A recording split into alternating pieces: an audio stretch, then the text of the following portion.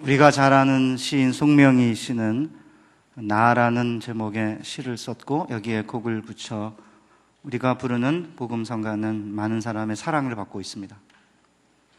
나 가진 재물 없으나, 나 남이 가진 지식 없으나, 나 남에게 있는 건강 있지 않으나, 나 남이 없는 것 있으니, 나 남이 못 본 것을 보았고, 나 남이 듣지 못한 음성 들었고, 나 남이 받지 못한 사랑 받았고, 나 남이 모르는 것 깨달았네. 공평하신 하나님이 나 남이 가진 것 나 없지만 공평하신 하나님이 나 남이 없는 것 갖게 하셨네. 이 복음성가를 부를 때 많은 사람들이 저를 포함해서 감동을 받습니다. 태어날 때부터 손해를 다쳐 장애우가 되어 너무나 심한 중증으로 초등학교도 다니지 못한 송명희 시인이 하나님이 공평하시다고 한다면 훨씬 좋은 조건을 가지고 있는 우리가 하나님이 공평하시다고 말하는 것은 너무나 당연하기에 하나님은 공평하신데 우리가 감사하지 못하는 게 문제라고 생각하며 위로를 받습니다. 그런데 고통스러운 것은 이런 위로가 얼마 가지 못하고 곧 남과 비교하기 시작하면서 열등감에 시달린다는 것이 문제입니다. 따라서 우리는 너무나 쉽게 하나님은 공평하시다고 결론을 내리면 자칫 값싼 위로가 될 수 있음을 주목할 필요가 있습니다. 실제로 정직하게 세상을 들여다보면 세상은 불공평하고 이런 세상을 허용하신 하나님 역시 공평하시지 못하다는 느낌을 지울래야 지울 수가 없습니다. 작년 이맘때쯤 저희 집에 큰 딸내미가 이빨이 아파서 병원에 다니기 시작했습니다. 그저 충치려거니라고 생각을 했는데 그게 아니고 이빨을 이제 잘 제대로 못 빼가지고 영구치 이빨들이 삐뚤삐뚤 나면서 이게 이상하게 이제 갈아가지고 신경을 건드리는 거기 때문에 치과 선생님이 교정을 해야 한다는 것이었습니다. 목사 가정이기 때문에 50%밖에 받지 않아요. 이것도 불공평한 거죠, 그죠? 그래서 반밖에 안 들지만 그래도 그 비용이 수백만 원이나 되는 거금을 쳐드리게 생겨서 저는 걱정이 됐습니다. 그런데 딸내미는 비용 생각은 하지 않고 딴 데 비교해보면 반값밖에 안 되는 거니까 그저 이거는 거저 하는 거다 그러면서 호들갑을 떨고는 이빨 교정을 해줬으면 하는 눈치였습니다. 제 아내 역시 마찬가지였습니다. 늘 짠돌이라는 이야기를 들은 저는 바로 대답을 못한 채 아빠가 한 일주일 정도 고민한 다음에 결정을 하겠다고 했습니다. 그러나 이빨 교정을 하겠다고 결정을 하는 데는 오래 걸리지 않았습니다. 남자 녀석 같으면 야 임마 그냥 그대로 살아라고 할 텐데 이게 딸리니까 또 제가 열성 유전자를 집어넣어서 제 아내만큼 안 나왔기 때문에 저의 또 책임이 있어서 이틀 만에 교정을 해주겠다고 약속을 했습니다. 그리고 나서는 치과는 원래 그냥 일시불로 뛰어가잖아요.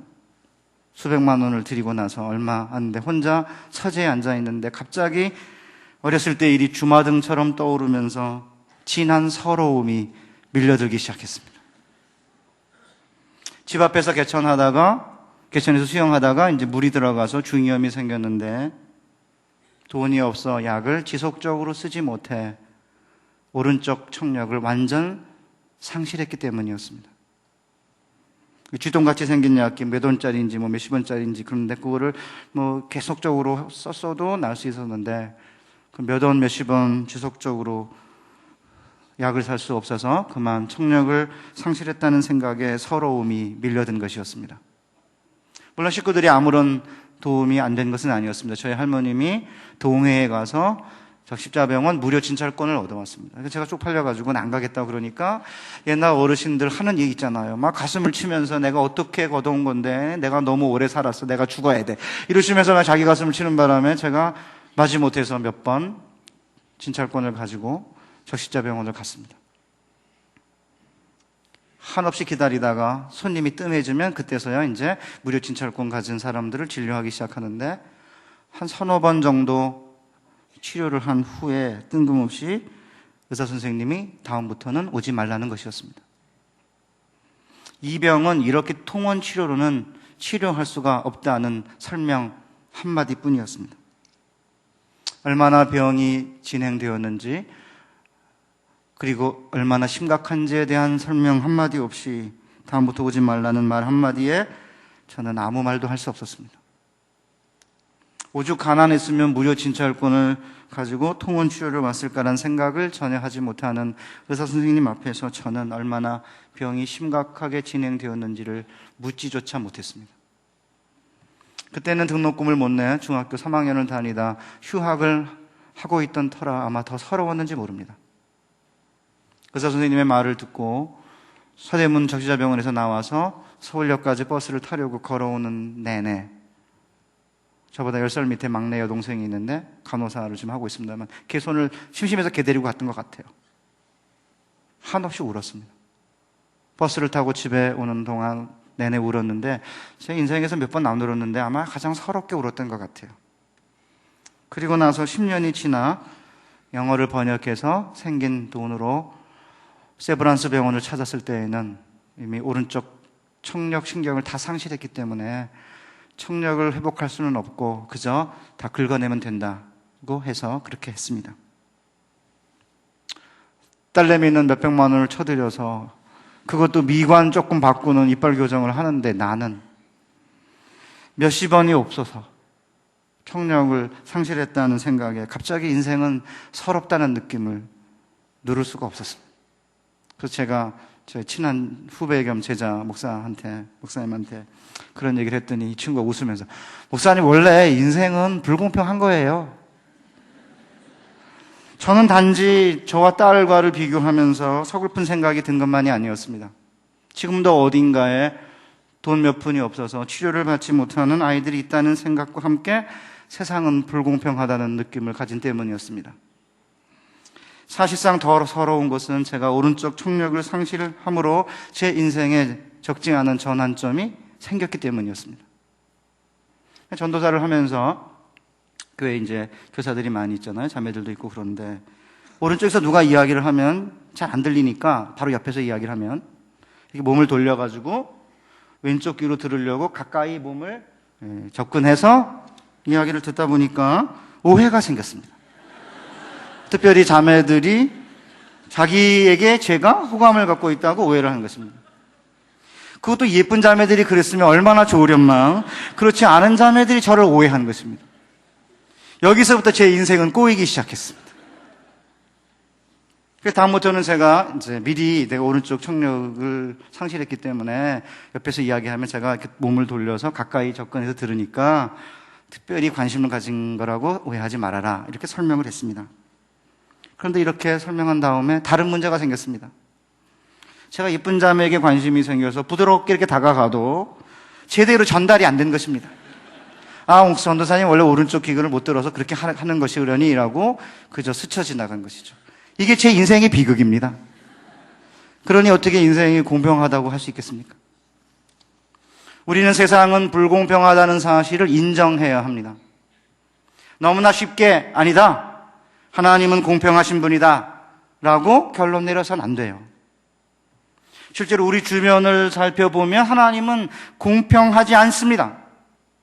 실제로 송명희 시인 역시 쉽게 하나님은 공평하시다고 결론을 내린 게 아니에요. 나라는 시를 썼을 때 있었던 일을 간증한 내용을 들어오면 잘 알 수 있습니다. 수차례 반복되는 이사와 찢어지게 가난한 자신을 보면서 나는 불평을 늘어놓았다. 이때 하나님은 말하는 대로 써라고 하셨고, 나 가진 재물 없으나, 나 가진 지식 없으나 왼손에 토막 연필을 쥐고서 울먹이며 나는 받아 적기 시작했다. 그런데 하나님께서 공평하신 하나님이라고 쓰라는 것이 아닌가? 너무나 엉뚱한 말씀에 나는 울며 소리쳤다. 아니에요. 못 쓰겠어요. 공평해 보이지 않아요. 내게는 아무것도 없어요. 그러나 하나님은 시키는 대로 공평하신 하나님이라고 써라 하셨고, 나와 반복되는 공방전 속에 결코 하나님의 고집이 승리하셨다. 이렇게 해서 나라는 시가 나오게 되었다. 우리는 세상이 공평하지 않다는 사실을 심각하게 인식하고, 공평하지 않은 이 세상에서 하나님의 백성으로 어떻게 살아야 하는지를 처절하게 씨름해야 합니다. 마이크로소프트 회사를 창립하고 세우고 세계 제1의 갑부가 된 빌 게이츠는 하버드 대학을 중퇴한 지 32년 만인 2007년 6월 7일 하버드대 명예 졸업장을 손에 쥐고 행한 졸업식 축하 연설에서 이렇게 말했습니다. 저는 세계에 이 끔찍스러운 불평등이 존재한다는 사실을 모른 채 하버드 대학을 떠났습니다. 이 세계의 수백만의 사람들이 부와 건강과 기회에 있어서 심각한 불평등을 겪으며 좌절하고 있는지를 몰랐습니다. 물론 저는 하버드에서 경제학이나 정치학에 관해 많은 것을 배웠고 과학의 위대한 업적들에 대해서도 배웠습니다. 그러나 인류의 위대한 진보는 이런 교과목들에 있지 않습니다. 이 세상의 불평등을 해소해 가는 것, 이것이 인간이 이룬 가장 위대한 업적입니다.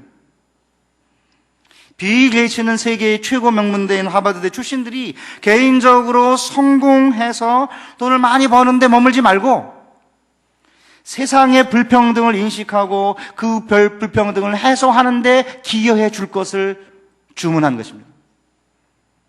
하버드대 졸업생들에게 새로운 비전을 제시한 거죠. 제가 듣기에 이 연설문을 쓰는데 반년 동안 걸렸다고 합니다. 오늘 우리는 어떻습니까? 분당 우리 교회와 교우들의 비전은 무엇입니까? 통계에 의하면 많이 배우고 그리고 지식층이고 사회의 중산층 이상에 있는 분들은 그렇지 못한 분들에 비해 세상은 공평하다고 생각한다고 합니다.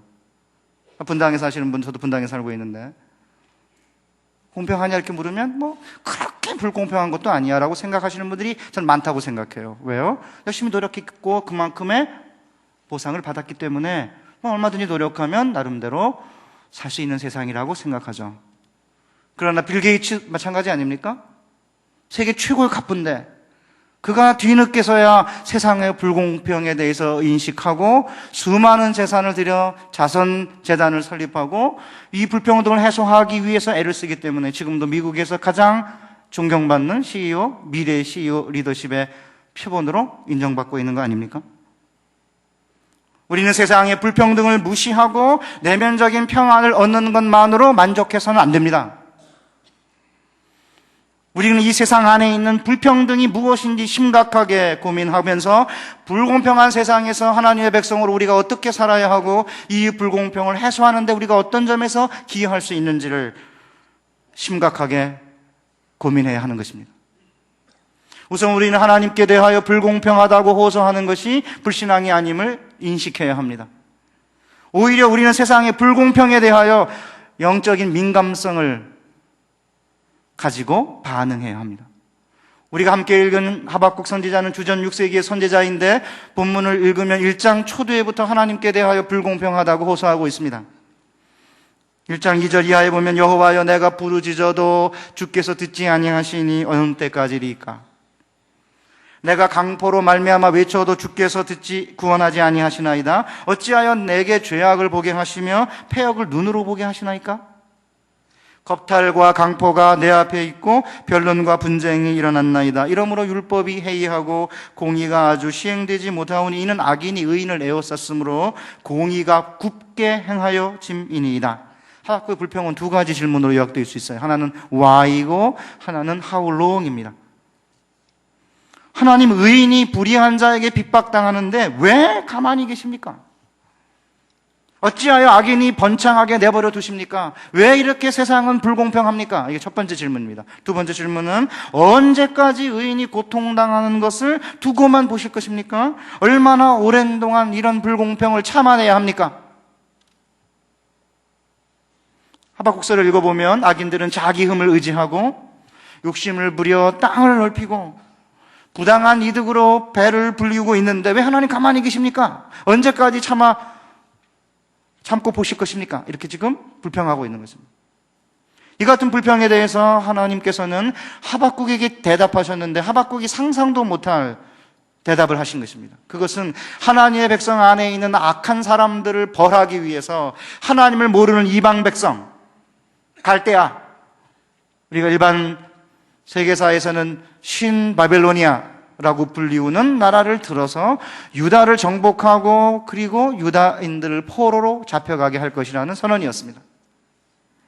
하박국은 이런 대답을 듣고는 의혹이 풀리기는커녕 의혹이 점차 커져갔습니다.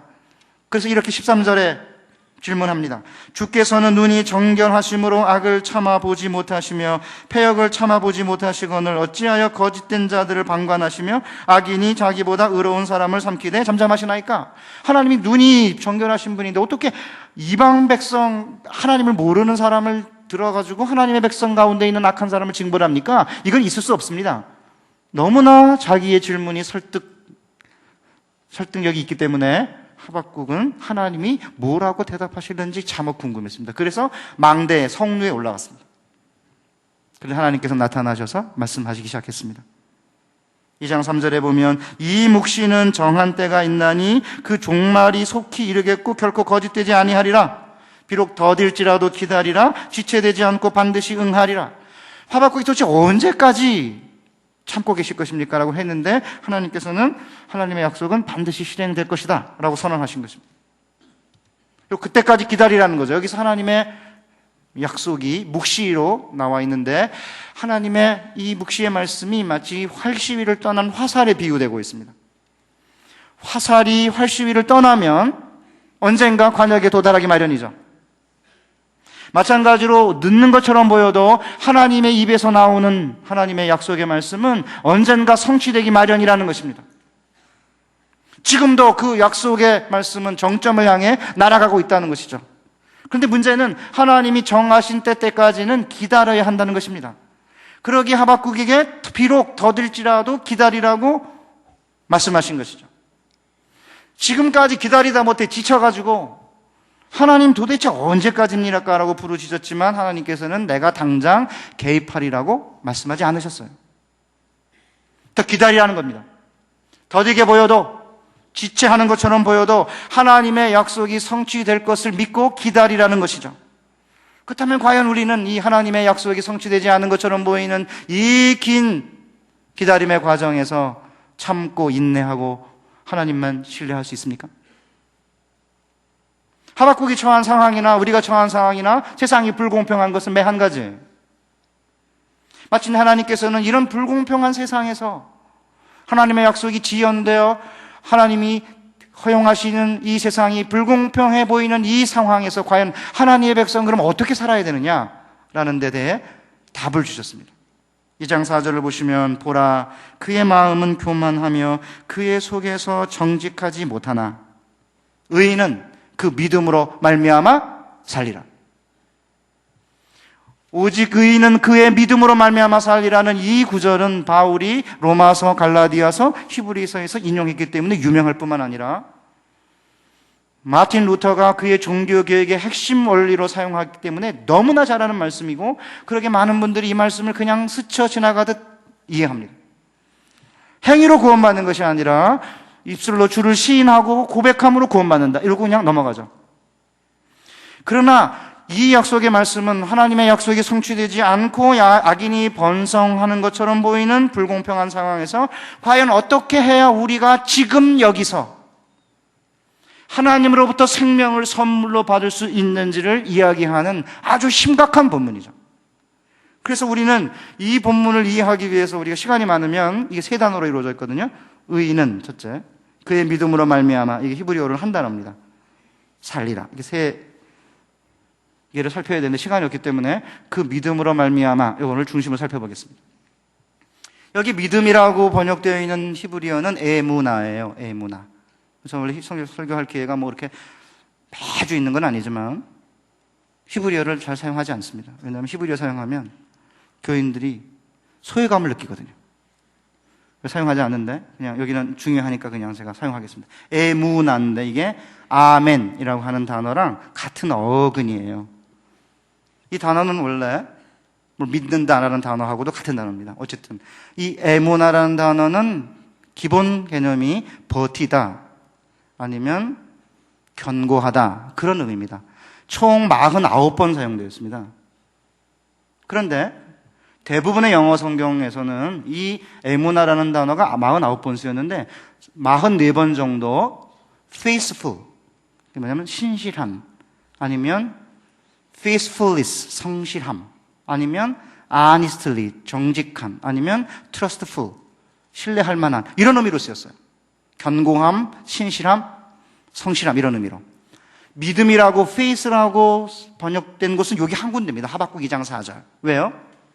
바울이 오직 의인은 믿음으로 말미암아 살리라 이렇게 번역을 했기 때문에 이것이 종교개혁자들이 중심 원리로 사용한 데다가 너무나 익숙하니까 다른 본문은 전부 다 오직 의인은 그의 성실함으로 말미암아 살리라 이렇게 번역해야 되는 이 단어를 오직 의인은 그의 믿음으로 말미암아 살리라고 번역을 한 거죠. 최근에 들어서야 비로소 천주교 200주년 기념 성경에 보면 의인은 그의 성실함으로 말미암아 살리라고 번역해 있습니다. 우리는 처음에 오직 의인은 그의 버팀으로 말미암아 산다. 오직 의인은 그의 신실함으로 말미암아 산다 그러면 잘 이해가 되지 않아요. 왜냐하면 오직 의인은 그 믿음으로 말미암아 산다는 말을 들으면서 히브리서 11장 6절처럼 믿음이 없이는 기쁘시게 못하나니 하나님께 나아가는 자는 반드시 그가 계신 것과 또한 그가 자기를 찾는 자에게 상 주시는 이심을 믿어야 할지니라. 이 본문 때문에 믿음이라는 것은 하나님이 존재한다는 사실을 인식하고 지적으로 동의하는 것, 입술로 시인하고 고백하는 것, 이걸 믿음으로 이해하기 때문에 오직 의인은 그의 버팀으로 말미암아 그의 신실함으로 말미암아 산다는 말씀이 잘 이해되지 않는 거죠. 이를 이해하기 위해서 우리는 이 에무나라는 단어가 어떻게 쓰였는지 살필 필요가 있는데 흥미롭게도 성경에서 제일 처음 에무나라는 단어가 사용된 본문은 출애굽기 17장 12절입니다. 이스라엘이 애굽에서 탈출해서 광야를 여행하는 도중에 르비딤이라는 곳에 도착했는데 아말렉 족속이 공격해 왔습니다. 여호수아가 군대 장관이 돼서 전쟁을 하는데 모세가 산 위에서 이렇게 손을 들면 전쟁에 이기고 팔이 힘들어가지고 손을 내리면 전쟁에 지는 일이 생긴 거예요. 그래서 팔을 지금 이렇게 버티고 서 있는 게 아주 중요한 전쟁의 승리의 관건이 된 거죠. 이때 17장 12절에 보면 모세의 팔이 피곤하매 그들이 돌을 가져다가 모세의 아래에 놓아 그로 그 위에 앉게 하고 아론과 훌이 하나는 이 편에서 하나는 저 편에서 모세의 손을 붙들어 올렸더니 그 손이 해가 지도록 내려오지 아니한지라. 이게 내려오지 아니한지라라고 우리 한글 성경이 너무 지나치게 의역한 거죠. 그의 손이 강하게 버틴지라 이렇게 번역하면 훨씬 좋았을 텐데 영어 성경에는 His hands were steady until the sun set 이렇게 되어 있습니다. steady란 말은 이렇게 버틴다는 뜻이죠. 그 때문에 에무나라는 단어의 기본적인 의미는 버틴다는 뜻입니다. 물리적으로. 손이 해가 지도록 버틴지라. 에무나라는 단어는 피곤해진 팔을 끝까지 들고 버티는 것을 가리키죠. 그렇기 때문에 오직 의인은 그의 에무나로 말미암아 살리라는 단어는 오직 의인은 그의 버팀으로 말미암아 살리라. 오직 의인은 그의 신실함으로 말미암아 살리라고 번역할 수 있는 겁니다. 그렇다면 도대체 그러면 의인은 무엇을 믿고 버티는 것입니까? 이를 알기 위해서 우리는 의인이 누구인지를 살펴야 되고 아브라함의 이야기를 잠시 살펴볼 필요가 있습니다. 아브라함이 갈대아 우르를 떠났습니다. 8, 9년이 지났는데 땅에 모래알같이 많은 후손은 차치하고 아이 하나를 못 낳는 거예요. 8, 9년이 지났는데. 그래서 아브라함이 약간 흔들리기 시작했습니다. 창세기 15장에 보면 하나님께서 그 롯을 구해 갖고 온 다음에 이제 불안해하는 아브라함에게 나타나서 이렇게 말했습니다. 나는 너의 방패요 지극히 큰 상급이다. 이랬더니 아브라함이 아니 내게 자식을 주시 않으셨으니 내 상속자 다메섹 엘리에셀이 내 상속자가 될 겁니다. 뭐 아무도 안 주시고는 그게 무슨 말씀입니까? 그런 거죠. 그래서 하나님께서 내 몸에서 날짜가 후사가 될 거다 그러시면서 바깥에 나가서 하늘의 물결을 봐라. 물결을 셀 수 있나 봐라. 내 자손이 이와 같을 것이다 라고 약속하시자 이 약속을 받고 여호와를 믿어요. 이에 여호와를 믿으니 이를 그의 의로 여기셨다 라고 창세기 기자는 기록하고 있습니다. 그러기 의인은 하나님의 약속을 듣고 그 약속으로 인해 하나님을 믿는 자를 가리켜요. 그렇다면 의인은 그의 버팀으로 말미암아 살리라는 무슨 뜻입니까? 하나님의 약속을 받고 하나님을 믿는 자는 그 약속이 더디 성취된다 하더라도, 비록 지체된다 하더라도 그 약속의 말씀이 성취될 때까지 버팀으로 말미암아 살리라, 이런 의미예요. 이렇게 강하게 버틸 때야 비로소 의인은 진정한 생명을 하나님으로부터 선물로 받을 수 있다는 것이죠. 우리는 이 같은 사실을 구약 성경과 그리고 우리의 삶의 주변에서 살펴볼 수 있습니다. 에무나라는 단어는 한 몇 번 직분을 가리킬 때 사용해요. 예를 들어 성전에서 문지기나 아니면 냄비 지지는 일을 맡은 사람들을 설명할 때 에무나라는 단어를 사용했습니다. 역대상 9장 22절에 보면 택함을 입어 문지기 된 자가 모두 212이니 이는 그 향리에서 그 보게대로 계수된 자요 다윗과 선견자 사무엘이 전에 세워서 이 직분을 맡긴 자라. 여기 이 직분을 맡긴 자라. 여기가 영어로 in their office of trust. 믿을 만한, 신뢰하고 맡긴 자리, 이런 뜻입니다. 역대상 9장 31절 고라 자손 살룸의 장자 mat디데라 하는 레위 사람은 남비에 지지는 것을 맡았으며, 여기 맡았으며가 에무나예요. 그러니까 레위인들 가운데 어떤 사람은 평생 성막의 문지기 역할을 맡은 거고, 어떤 사람은 남비 지지는 일만 맡은 거죠. 이 남비 지지는 일과 성막의 문지기 역할을 신실하게 에무나로 담당해냈다는 것이죠. 제 아내가 50인데 뭐 몇 년 전부터 음식하기 싫어해요. 그래서 왜 그러나 했는데 제가 해보니까 그럴만 하겠더라고요.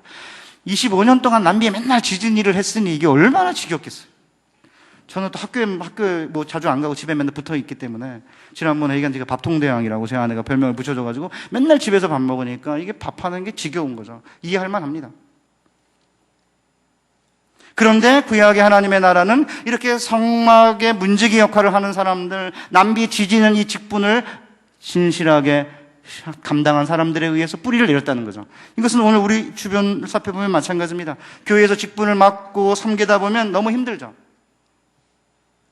그래서 예배나 드리고 멀찌감치 서 있으면 상처받지 않기 때문에 직분을 맡기보다는 방관자처럼 교회 생활하는 분들이 늘고 있습니다. 그러나 교회의 직분을 맡고 끝까지 신실하게 섬기는 자들을 통해 교회가 하나님으로부터 생명을 선물로 받는 것입니다. 물론 교회에서 얻을 게 없다고 다른 교회로 옮기기도 하고 일을 하고도 감사하기는커녕 비판만 받기 때문에 직분을 맡지 않는 사람들이 있어. 그런 분들을 우리가 쉽게 무조건 비난할 수는 없습니다. 그러나 어떤 보상이나 만족을 얻지 못하고 있음에도 불구하고 교회를 지속적으로 돌보는 사람들이 있죠. 놀랍게도 하나님께서는 이런 사람들을 통해 그의 교회에 새로운 생명력을 선물로 하사하시는 것입니다. 이것은 결혼 관계도 마찬가지입니다. 하박국 2장 4절에 보면 믿음이라고 번역된 단어 에무나가 결혼 관계를 묘사하는 용어로 사용되고 있습니다. 호세아 2장 19절 이하에 보면 내가 네게 장가들어 영원히 살되 의와 공변됨과 은총과 긍휼히 여김으로 네게 장가들며 진실함으로 네게 장가들리니 내가 여호와를 알리라. 여기에 진실함으로, 이게 에무나예요. 무슨 뜻이에요? 하나님께서 음행만 하는 이스라엘, 불륜을 저지르는 이스라엘을 버리지 못하고 다시 불러들여서 장가들겠다는 거예요. 이게 뭐예요? 에무나예요. 그래서 하나님께서는 불륜을 저지르고 음행을 하는 이스라엘 백성들에 대한 신실함을 저버리지 아니하시고 다시 데리고 와서 불륜을 저지르고 도망간 아내 같은 이스라엘을 데려와서 사랑을 재개하면서 내가 진실함으로 에무나로 장가들겠다고 선언한 것이거든요. 이 같은 하나님의 성품, 하나님의 이 같은 에무나의 긍휼을 설명하기 위해서, 확실하게 보여주기 위해서 하나님은 한 사람을 택한 거예요. 호세아를 택해가지고 온몸으로 겪으라고 한 거죠. 음행한 고멜 같은 여인을 아내로 삼으라고 한 것입니다. 처음부터 음행을 했는지 중간에 음행한 건지 모르겠습니다만 학자들마다 의견이 다르니까 어쨌든 음행을 저지르고 가출한 고멜을 데려다가 아내를 삼고 사랑을 재개하라는 것입니다. 그러기에 결혼관계에서의 에무나는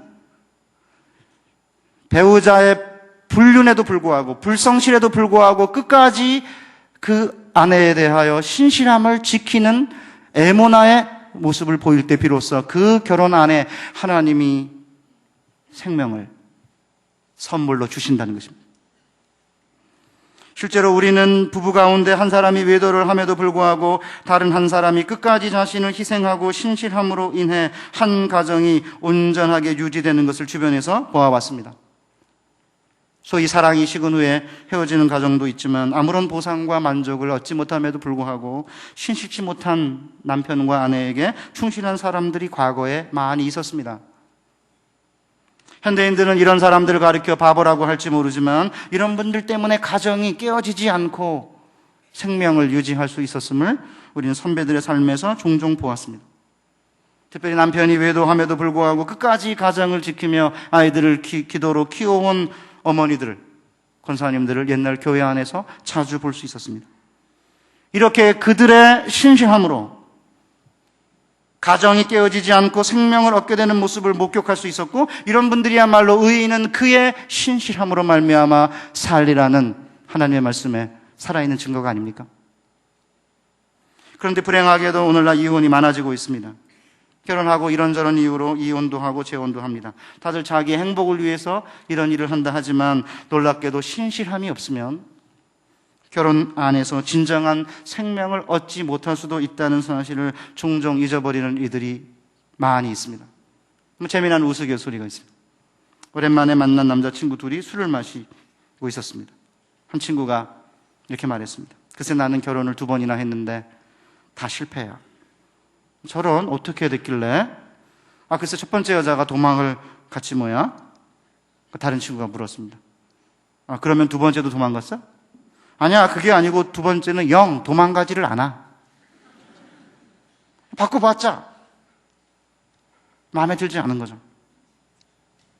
사랑과 인내가 없으면, 신실함이 없으면 결코 성공적인 결혼 생활을 할 수 없죠. 그래서 배우자를 바꾼다고 해도 자신이 먼저 사랑하며 인내하며 신실함을 보이지 않는다면 결코 결혼은 행복할 수 없는 거죠. 그런데 놀라운 것은 한국이나 미국이나 동일하게 그리스도인들의 이혼율이 믿지 않는 사람들의 이혼율과 비슷하다는 것입니다.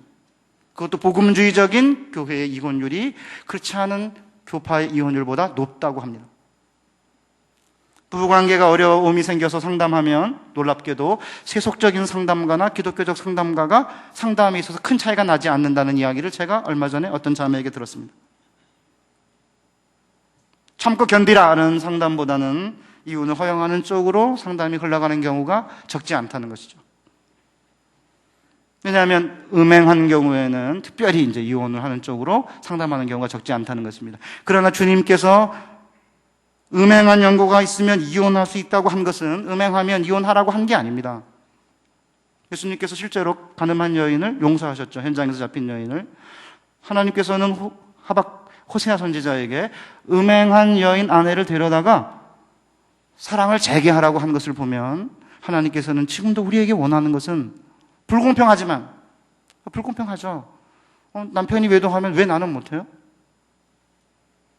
나만 참으면 나만 바보 같지만 불공평한 가운데서 배우자의 불성실함까지도 참아내며 신실하게 살아줄 것을 요청하고 있는 것으로 보입니다. 이런 이야기를 들으면 금방 질문이 생기죠. 과연 이게 가능한 얘기냐 도대체? 이 불공평한 세상에서 가면 하나님의 약속을 의지하고 버티기만 하면 과연 살 수 있다는 말이냐? 이 같은 진리의 말씀을 설명해주는 재미있는 에피소드가 하나 있습니다. 그리스도인들이 좋아하는 영화 배너는 당시 천문학적 제작비인 1,500만 불을 투입했습니다. 10년의 제작 기간과 10만 명의 출연 인원, 1년의 촬영 기간 동안 지구를 한 바퀴 돌 만큼의 필름을 사용하며 만든 걸작 영화죠. 영화의 마지막 그 하이라이트가 15분간의 전차 경주 씬인데 이를 위해서 1만 5천 명이 4개월 동안 연습했다는 전설적인 기록을 남겼습니다. 마지막 전투 경주 장면을 보면 철천지 원수인 메살라가 4마리 흑마가 이끄는 바퀴에 톱날 달린 중무장한 그리스식 전차를 끌고 주인공인 유다 벤허와 경주를 벌입니다. 모든 조건이 불리한 전차 경주에서 벤허 역을 담당한 찰턴 헤스톤은 메살라 역을 담당한 스테판 보이드와 맞서서 경주에서 승리하는 장면을 연기해야 했습니다. 미남은 아니지만 190cm가 넘는 키와 적당한 근육질의 찰턴 헤스턴도 마차 타는 법을 배우는 것을 매우 힘들어했다고 합니다. 2개월 이상 많은 연습을 거듭한 후에야 마침내 마차를 끌 수 있게 되었다고 합니다. 그러나 잘할 수 있을지는 여전히 의문이었습니다. 이에 찰턴 헤스턴은 윌리엄 와일러 감독에게 이렇게 물었다고 합니다. 마차는 탈 수 있겠는데 경주에서 이길지는 잘 모르겠습니다. 찰턴 헤스턴이 왜 이렇게 말했는지는 전차 경주 장면을 보면 잘 이해할 수 있기 때문에 한 2분 동안 배너를 보겠습니다. 보여주시죠.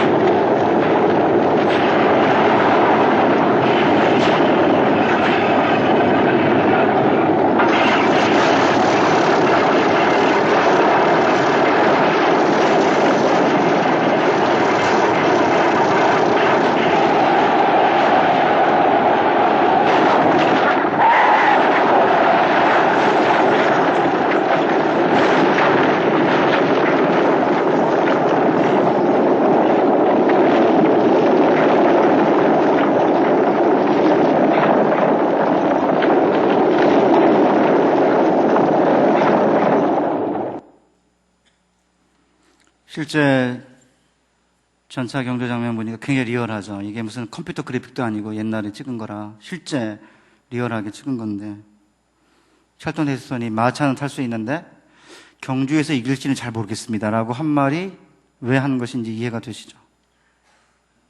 이때 와일러 감독이 뭐라고 한지 아십니까? 단지 경주에 남아있기만 해요. 그러면 당신이 이기도록 해줄 테니까. 모든 조건에서 유다 베너보다 유리했던 메살라가 참패를 당한 이유가 뭐죠? 그냥 보기에는 유다 베너가 이길 리가 없죠. 뭐 채찍에다가 톱니바퀴에다가. 가장 큰 이유가 뭡니까? 윌리엄 와일러 감독이 유다 베너가 이기고 메살라가 참패하도록 각본을 쓴 때문이에요. 우리 인생의 거대한 각본을 짜시고 감독하신 하나님도 우리에게 같은 말을 하고 있는 거죠. 경주에 남아있기만 해라. 내가 너로 승리케 해주마. 출애굽기 17장 12절을 보면 너무나 분명해요. 모세와 여호수아가 아말렉과 전쟁할 때 뭘 한 거예요? 모세가 손만 들고 있는 거죠. 하나님께서 나가서 아말렉 군대를 물리치신 것입니다. 손 들고 서 있는 거 못해요? 힘들죠. 힘들면 또 있잖아요. 아론과 훌 불러다가 이렇게 버티고 서면 되고, 그것도 힘드니까 돌멩이 갖다가 이렇게 세워놓고 버티면 됩니다. 이렇게. 아마 여러분 많이 힘드실 것 같다는 생각을 해요. 저는. 그렇죠. IMF보다 더 심각하다고 그러죠. 아이들 교육은 시켜야지. 저쪽 이방인 애들은 흑마에다가 이 토니바퀴가 달린 그리스 전차를 타는데, 갑옷도 멋있는데, 유다 베너는 촌스러운 것이 무슨 우리나라 군인들 철모 같은 거 하나 뒤집어쓰고 하는 거 보면 진짜 전쟁에서 이길 가능성이 없죠. 경주에서. 그런데 주님은 오늘도 우리에게 버텨라. 손만 들면 전쟁에서 승리케 해주겠다고 약속하신 그 하나님이 바로 우리의 하나님이 아닙니까? 여기에 삶의 승리의 비결이 있는 것입니다. 결국 악인이 득세할지는 몰라도 잠시, 결국 의인은 그의 신실함으로 말미암아 살 것이라는 하나님의 말씀은 하박국의 의혹과 의문을 사라져버리게 만들었습니다. 그래서 하박국은 3장 7절 이하에서 이렇게 노래해요. 비록 무화과 나무가 무성치 못하며 포도나무에 열매가 없으며 감람나무에 소출이 없으며 밭에 먹을 것이 없으며 우리의 양이 없으며 외양간에 소가 없을지라도 나는 여호와로 말미암아 즐거워하며 나의 구원의 하나님으로 말미암아 기뻐하리로다. 하박국은 비록 무화과 나무가 무성치 못하더라도 고통스럽지 않다고 노래합니다. 왜냐하면 오직 하나님의 백성은 그의 버팀으로 말미암아 살 것이기 때문입니다.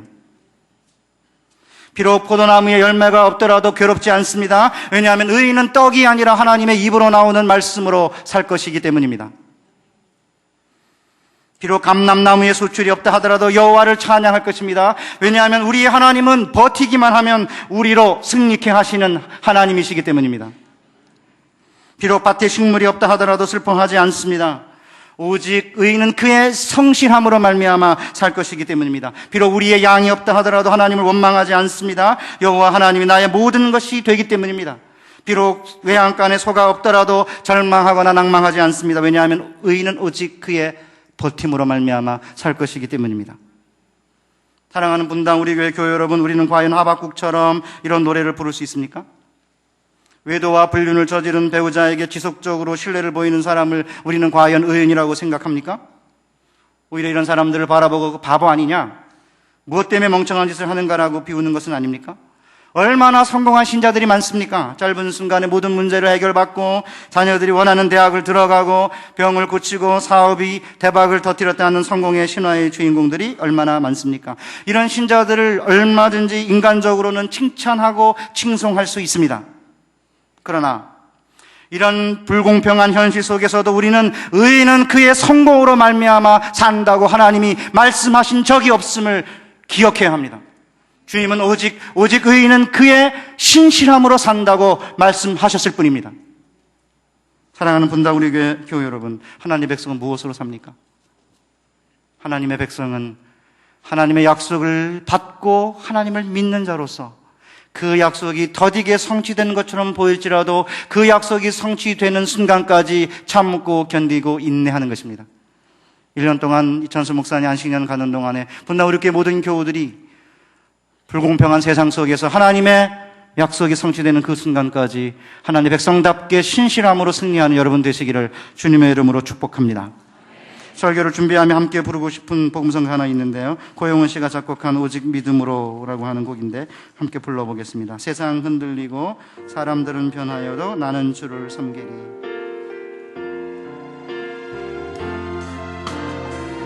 세상 흔들리고 사람들은 변하여도 나는 주를 섬기리. 주님의 사랑을 영원히 변하지 않네. 나는 주를 신뢰해. 오직 믿음으로 오직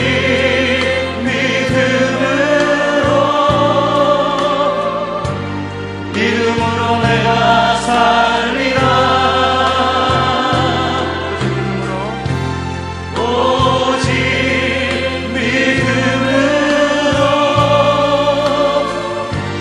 믿음으로 내가 살리라.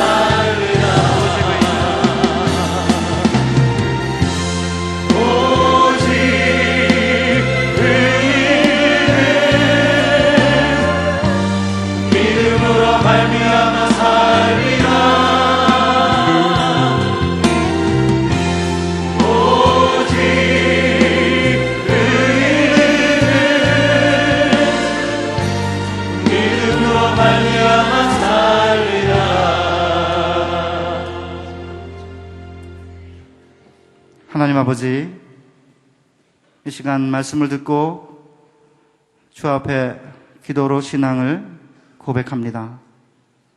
이 세상 불공평해 보여도 하나님의 약속이 성취되는 것은 너무나 더디게 지연된다 하더라도 오직 의인은 그의 믿음으로 말미암아 살리라는 약속 부여잡고 힘있게 살아가려고 합니다. 우리에게 필요한 모든 신령한 은혜를 우리에게 채워주셔서 한 주 동안 승리하는 자들 되게 하여 주옵소서. 예수님의 거룩하신 이름으로 기도하옵나이다. 아멘.